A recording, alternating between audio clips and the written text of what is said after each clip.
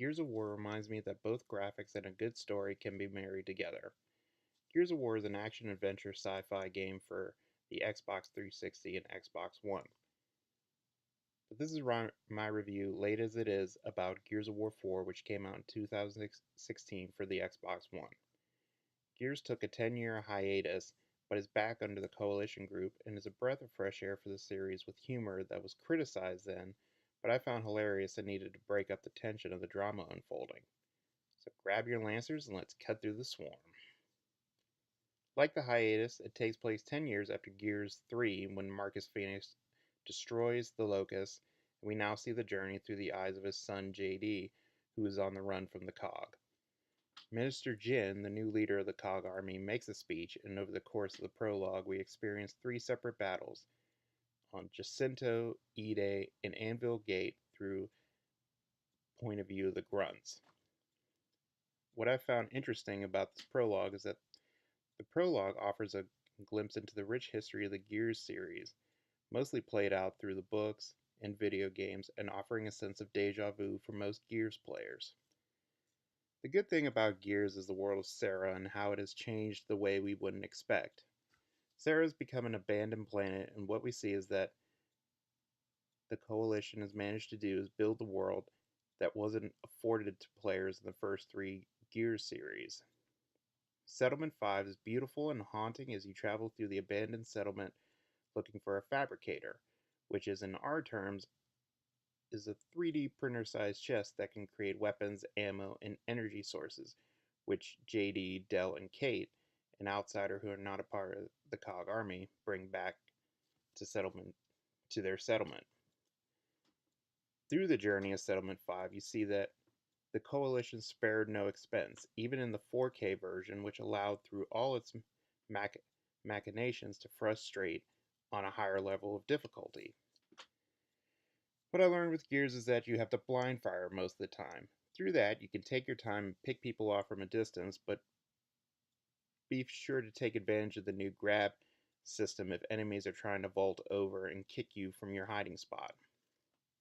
What the Coalition did is really give more depth and texture to facial features that was really missing from the Gears franchise entirely. While the first 3 Gears games had in plot and story, Gears 4 takes it down to serve a smaller story but larger in scope. The Coalition really did try to bring a sense of emotional balance to the world. There's one scene where the expression on Kate's face allows her to feel disappointment as she watches JD find his father, Marcus, but the anger and grief she feels over not finding her mother is noticeable. The facial tics is the worthy addition to the graphics, and here we have a solid balance to graphics as well as a story. The experience of playing this game over again for the Inconceivable trophy is a worthy reminder of trophy hunters who have a bullet load of free time to get it are going to have to work for it. As of right now, I am only 0.11% of people who have the trophy, and I'm not willing to go back and do it again.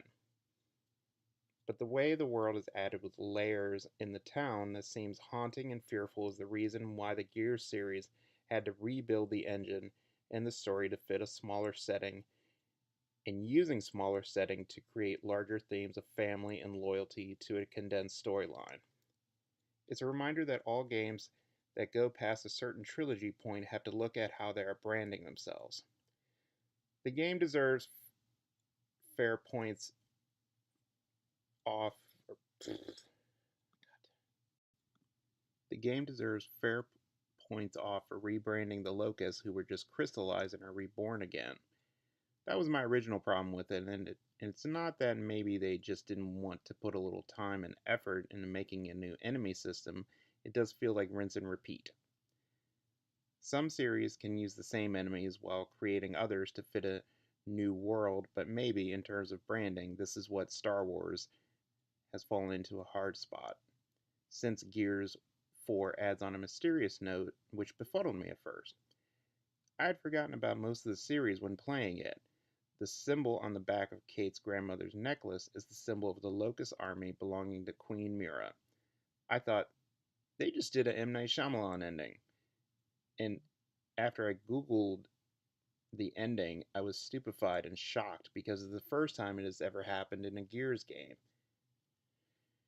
The twist ending, which in a Gears game is a worthy surprise, but it does pose a dangerous idea for the next game, which is to put Kate and JD against each other, as in the newest trailers have come out and show a rift in between the friendship. It proves that there is a side to Queen Mira that we never saw in the series, and as Kate ventures off into her own journey, we see a dangerous side to Gears that falls in a Star Wars quality. It seems that now the series is taking more risks than it did in the first 3 games. It reminds me, if this is the reason why a series revolves in a circular motion, making old friends turn to enemies, this is not a new thing. If a series can pull it off without looking like it had ripped off the idea from everything else and it feels relevant, it might survive. It's the characters that make this story run, and using a lancer to cut through your enemies is also a second. But it just proved that also, with humor, the series has seen a new kind of game and a rather robust series that had complete story arcs with monsters that scared and thrilled me for the years playing, grinding to find all the collectibles, but merely when I played the series, the campaign was what I was playing it for. Playing it on Inconceivable, it wasn't that hard since I played it on Insane, and if you take it slow, or if you're a reviewer or a trophy person, you'll want to have this trophy. I can give you a few tips to surviving at a few key points. If you reach chapter 3 and you are at the museum, that is the most frustrating part. You will most likely die when the juvies rush you, and I offer you something simple.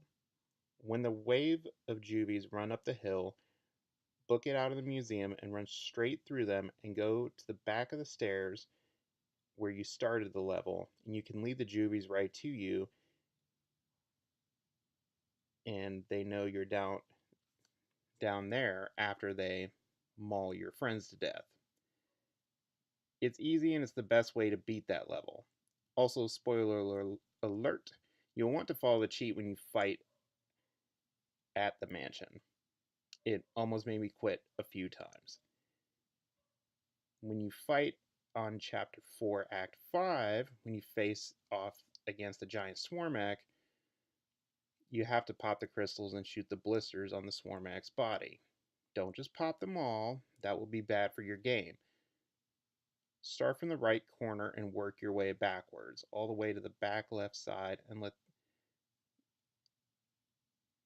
that be the last place to shoot the blisters.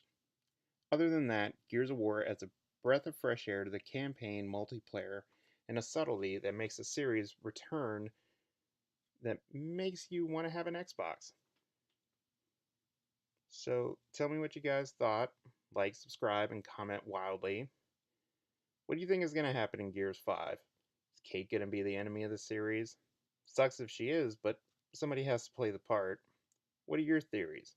This is Lewis, and I'll see you next time.